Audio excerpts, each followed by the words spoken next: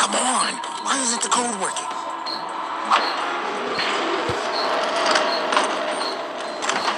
Yes, I did it. I'm free.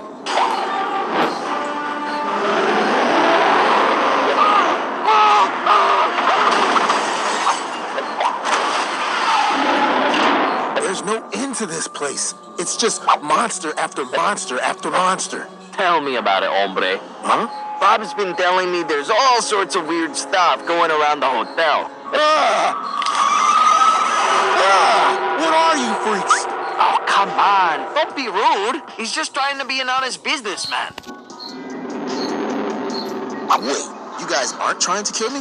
The three of us? No way, amigo. Bob here is friendly with everyone. He even tried to make friends with that Timothy guy. But I'm like, he's a bug, man. Oi, relax, buddy. You know I'm only giving you a hard time because you're my best friend. Hey, what's going on with the lights? Hi, hombre. It's Rush.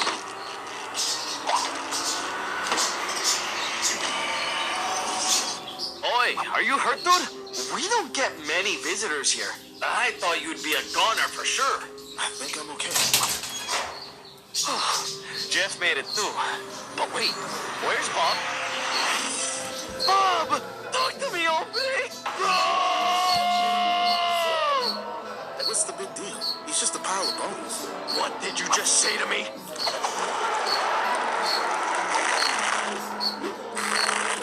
I'm sorry. Boy, you're about to be, hombre. Because Bob over here was the best person this hotel has ever seen. He's the one who saved me and Jeff and showed us we didn't have to be evil like all the other monsters in this place. You see, Jeff's been here so long, he's completely forgotten who he was before. His memories start with flashes from his transformation and the excruciating pain he felt throughout. To this day, he never let us see his full form in the light. Apparently it's too hideous for even his friends to witness. This new body made Jeff confused, angry. He felt the hot rage flowing through him. It forced him to lash out. He'd attack anyone that crossed his path. He wanted to make the world feel the suffering he had to endure. That was back when the hotel was still open and filled to the brim with esteemed guests, so he had plenty of victims to choose from. But no matter how powerful he got, no matter how many people he hurt, he couldn't feel the sadness inside. He was lonely, incomplete. Me? I remember everything. I worked valet at the hotel, taking all the fanciest cars for a joyride around town. When nobody was watching, I'd steal cash from the register, hundreds of dollars. Back when that was somebody's entire net worth. I'd even break into the guest rooms and confiscate all their valuables, anything to make a buck. I was the lowest of the low. But eventually, I was caught by our hotel manager, Mr. Pennybags. I thought at worst he'd just throw me over to the police. But a cheap, spiteful man as powerful as Mr. Pennybags had a much darker punishment in mind. He performed an evil ritual, one I assumed that was very similar to those performed on all the other entities in this hotel. He placed a hex on me, a curse that transformed my body and mind. I was no longer anything human. I was El Goblino. The transformation only made my greed worse. All I could think about was wealth and gold. It consumed me. And now that I was a monster, I didn't exactly have to be sneaky about it. I could just take whatever trinkets I desired by force. Yet, I didn't feel the same rush I did as a man. No matter what I stole, no matter how much wealth I hoarded, I was unfulfilled. It was like an awful itch I couldn't scratch. I was miserable.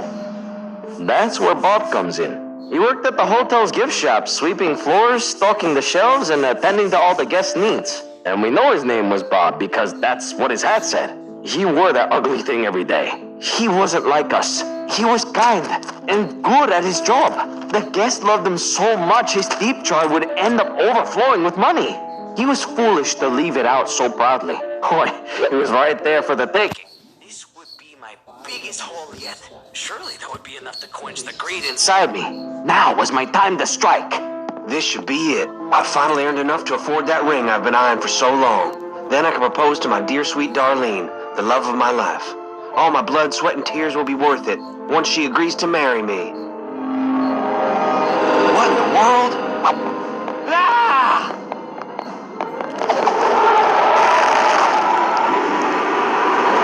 Hey, hombre, find your own score.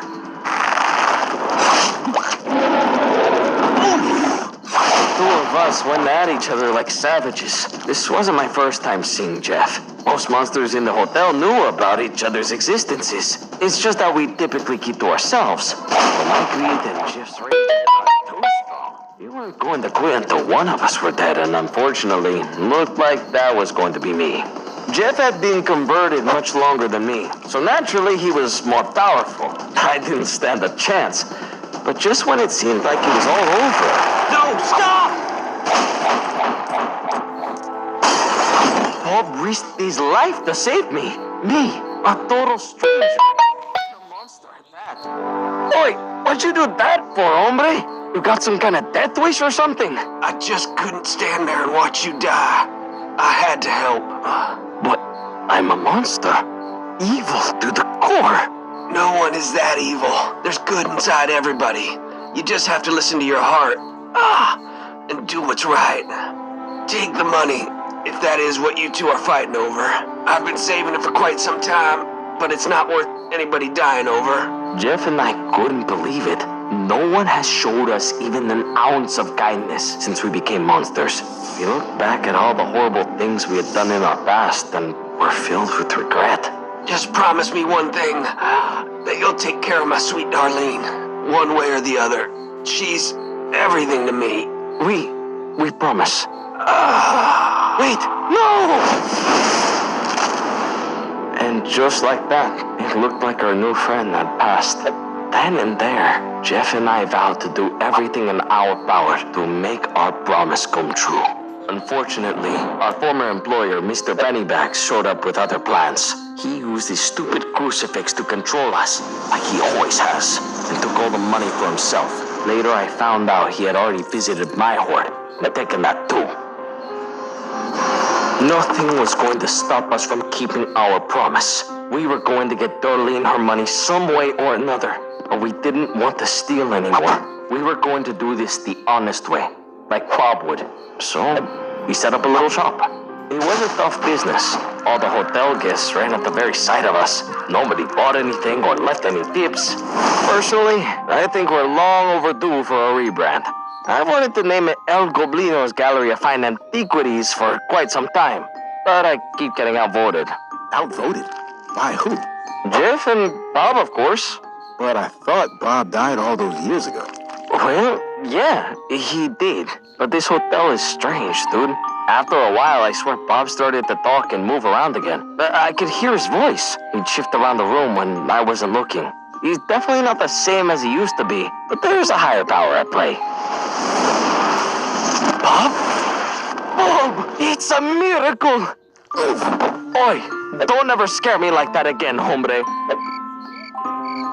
Well, of course I was worried. I thought you were a goner.